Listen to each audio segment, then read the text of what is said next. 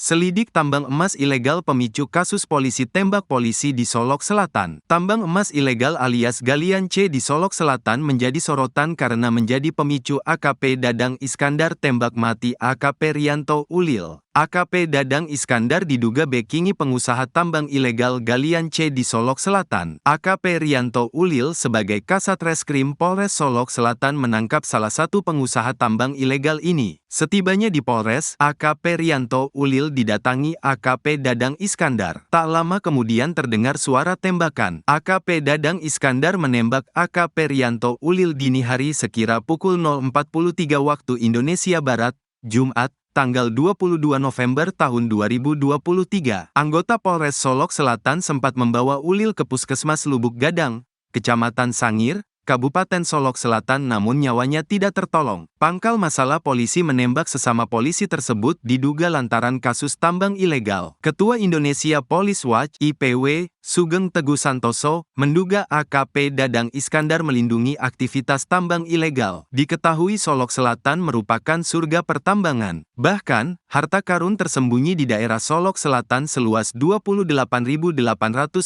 hektar menjadi incaran negara lain. Karena itu Solok Selatan dijuluki Bukit Emas karena kekayaan alamnya yang melimpah, terutama dalam bentuk emas yang hampir selalu ditemukan di setiap bukit di wilayah Solok Selatan. Sejarah mencatat bahwa aktivitas penambangan emas pertama kali dimulai oleh pemerintahan Belanda di wilayah ini. Harta karun yang tersebar luas di Solok Selatan menjadi sasaran ambisi bagi para pemburu harta, baik dari tingkat lokal maupun internasional, termasuk dari China dan bahkan dari luar Sumatera Barat. Lokasi tambang emas ternama di Solok Selatan berada di kawasan Jorong Jujutan Nagari Lubuk Gadang, Kecamatan Sangir, Solok Selatan, Sumatera Barat. Menariknya, kabar telah tersebar bahwa China juga turut serta dalam aktivitas penambangan di area ini, dengan fokus pada penggalian harta karun berupa emas murni. Diperkirakan, setiap bulannya mereka mampu menghasilkan hingga 30 kg emas, memberikan kontribusi yang signifikan bagi produksi emas di Solok Selatan, Provinsi Sumatera Barat, Sumbar. Di Solok Selatan, Provinsi Sumatera Barat, berbagai metode digunakan untuk mengeksplorasi harta karun yang kaya akan emas murni. Mulai dari teknik tradisional seperti manje, mendulang, hingga penggunaan mesin modern seperti mendompeng, mesin PK, kapal, dan alat berat. Tambang emas ilegal di Solok Selatan juga marak. Selain emas, para penambang ilegal juga mengeruk material dari dasar Sungai Batanghari. Kapal-kapal kecil beratap terpal di pinggir Sungai Batanghari juga sering terlihat guna mengangkut material yang diambil dari dasar sungai. Berdasarkan data dari Wahana Lingkungan Hidup, WALHI, Sumatera Barat, aktivitas penambangan emas di Kabupaten Solok Selatan, Sumatera Barat tersebar di beberapa titik diantaranya di sepanjang aliran Sungai Batanghari,